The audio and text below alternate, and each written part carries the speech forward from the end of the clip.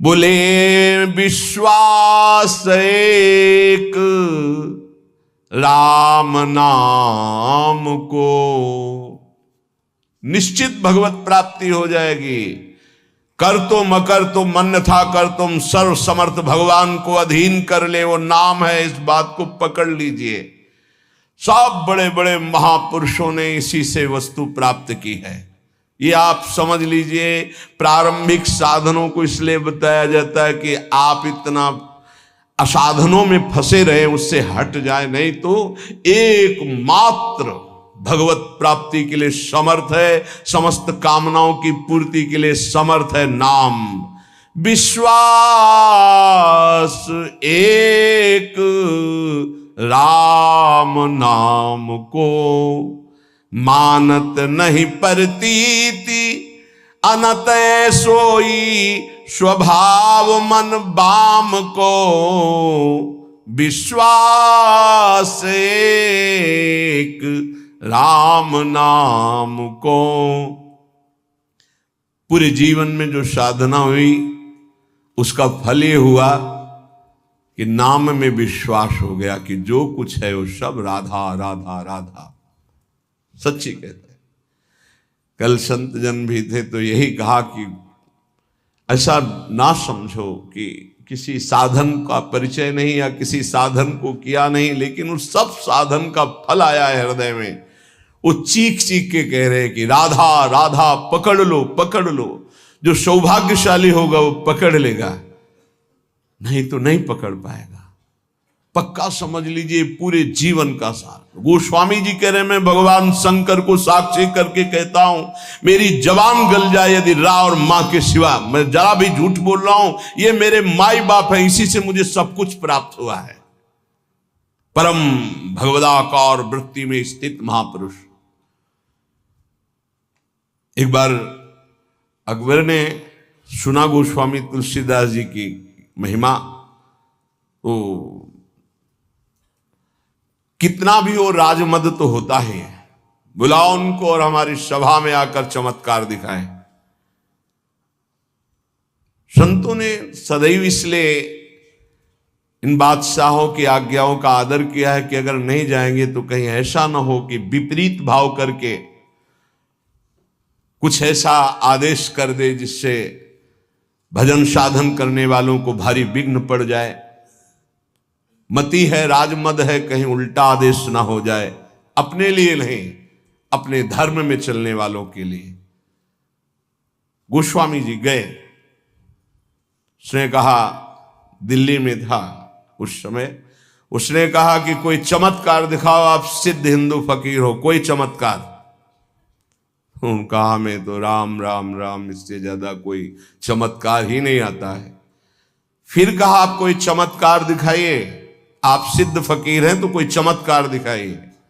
उनका हाथ जोड़ के कहता हूं मुझे कोई चमत्कार नहीं आता, मैं तो सिर्फ राम राम राम यही जपता हूं। बोले आप जान रहे हो किससे बात कर रहे हो? हाँ आप बादशाह हैं। बोले आपको दंड भी दे सकते हैं? तो बोले दे सकते हैं, बस राम राम, इससे आगे मैं जानता ही नहीं कोई चमत्कार। बंद कर दो उन्हें, जेल में बंद कर दो। वो ये परीक्षा करता था, जब सिद्ध चमत्कार कोई निकल आता था तो घुटने टेकता था, अन्यथा बादशाह तो था ही।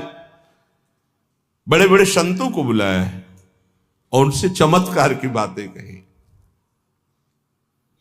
गोस्वामी जी को जब जेल में बंद किया तो उन्होंने हठीले हनुमान जी का स्मरण किया कि देखो भाई, हमें तो कोई चमत्कार आता नहीं महाराज, आप जानते हो वो आपके हम दास हैं, और स्वामी की बेइज्जती आपको भी पसंद नहीं आएगी।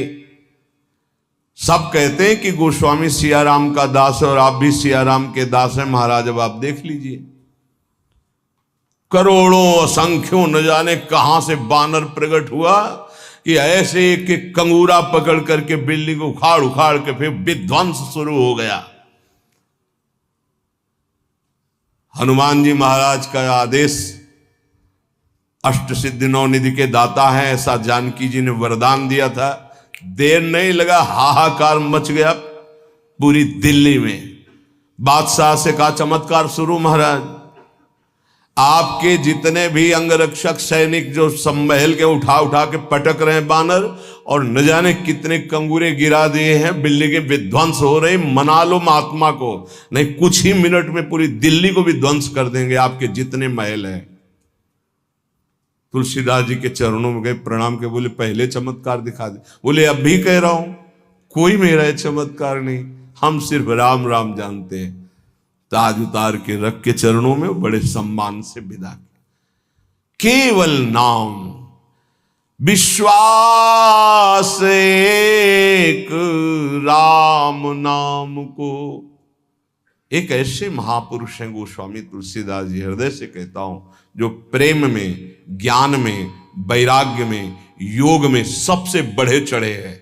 किसी भी विषय को देख लो, रामचरितमानस में सरल भाषा में ज्ञान, वैराग्य, भक्ति, दैन्यता, योग, बोध सब विराजमान है। बड़े अद्भुत महापुरुष। दैन्यता की तो मूर्ति और ज्ञान के समुद्र है, और वैराग्य की चरम सीमा है, चरम सीमा। और अनुराग का तो कहना ही क्या है।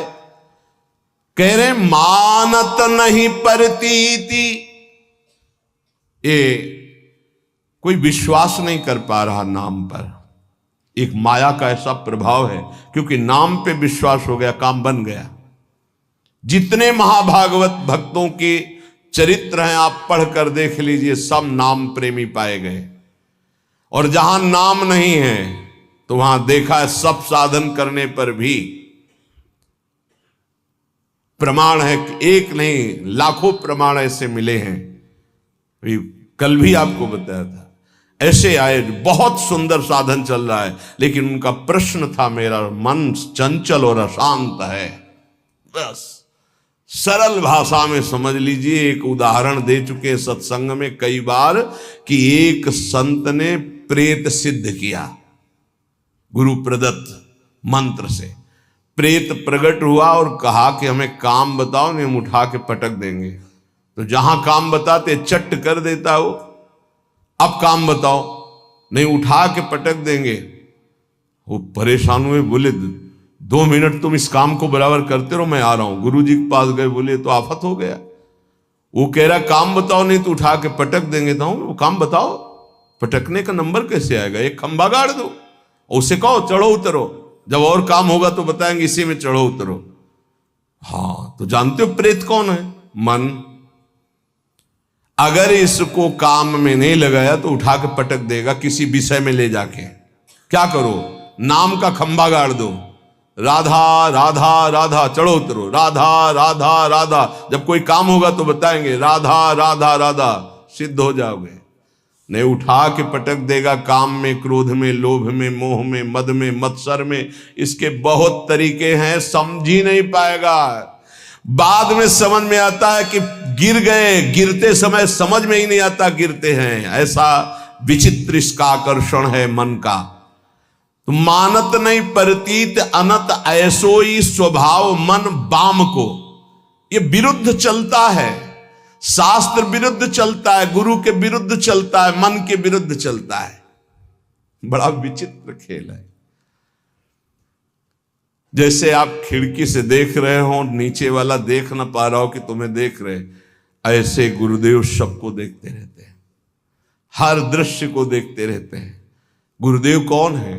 प्रभु है, प्रियालाल ही है, वो सब देखते रहते हैं। आपको लग रहा है मुझे कोई नहीं देख रहा, वो देख रहे हैं। ऐसो स्वभाव मन बाम को, हरि की गुलामी छोड़कर, हरि की दास्ता को छोड़कर, रुपये की, भोगों की, नाना प्रकार की वासना की गुलामी स्वीकार करता है, वो कभी गुरु का शिष्य नहीं हो सकता, गुरु का पट्टा नहीं हो सकता। गुरु मेहरबान, चेला पहलवान। यदि गुरु की कृपा है तो काम, क्रोध, लोभ, मोह, मद, मत्सर धज्जियां उड़ाता है। वही उपासक है जो घुटने टेक कर भोगों में बैलेंस बना के चलते हैं, वो गुरु कृपा पात्र नहीं होते। वो ऐसो ही स्वभाव मन बाम को, बाम विरुद्ध आचरण करना, मुंह छुपाते हैं, कहीं गुरु की दृष्टि न हो। वो देख रहे हैं, वो ऐसी जगह से देख रहे हैं जहां तुम्हारी दृष्टि नहीं हो, एक एक चाल देख रहे हैं।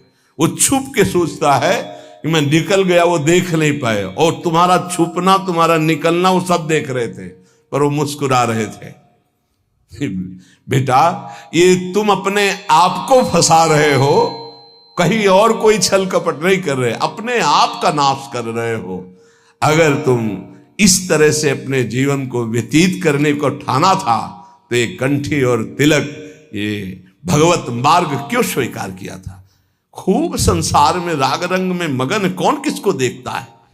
यदि तुम्हारे ऊपर कृपा हुई है तो सही मार्ग का अनुसरण करो, विरुद्ध मार्ग क्यों स्वयं अपने हृदय में क्यों बैठा ले हुए हो? स्वयं पतन के मार्ग में क्यों जा रहे हो?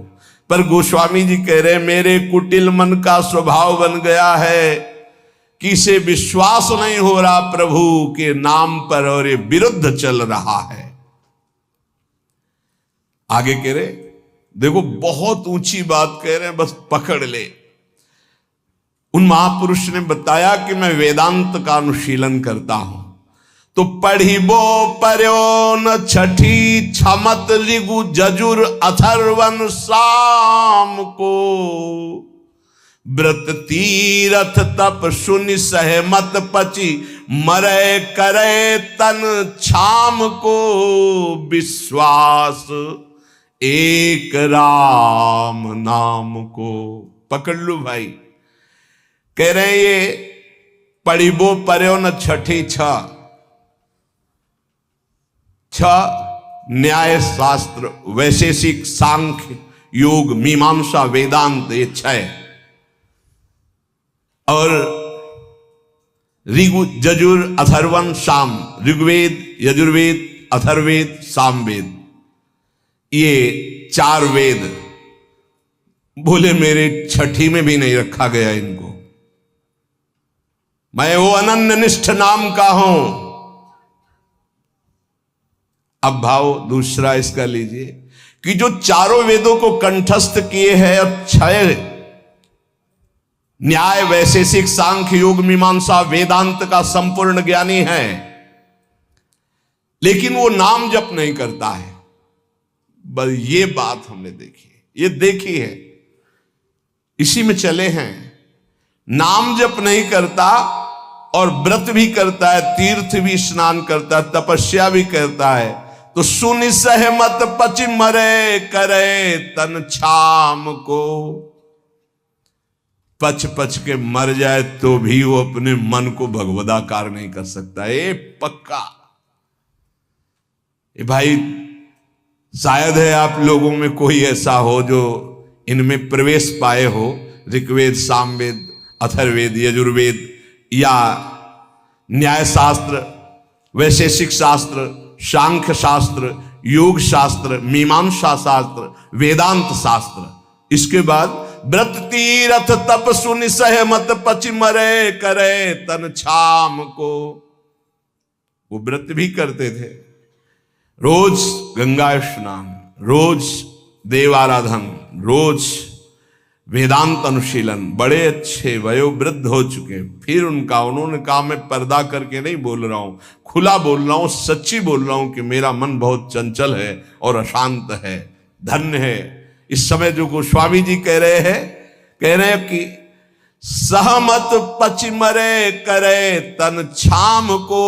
चाहे उपवास करके शरीर छीड़ कर दे, पच पच कर मर जाए, तो भी बिना नाम जप के स्थिति नहीं आ सकती। पक्का, इसलिए पक्का कि इसी मार्ग में चला, इसी मार्ग में। जैसे कागभूषुंड जी महाराज कह रहे कि सकल कर्म कर थक्यो गोसाई, और सुखी न भयो आजु की नहीं, पायो परम विश्राम राधा राधा राधा।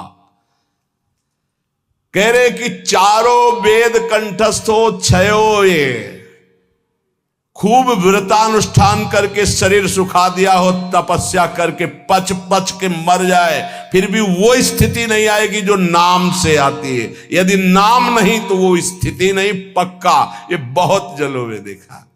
एक बहुत सुप्रसिद्ध भारत लेवल के महापुरुष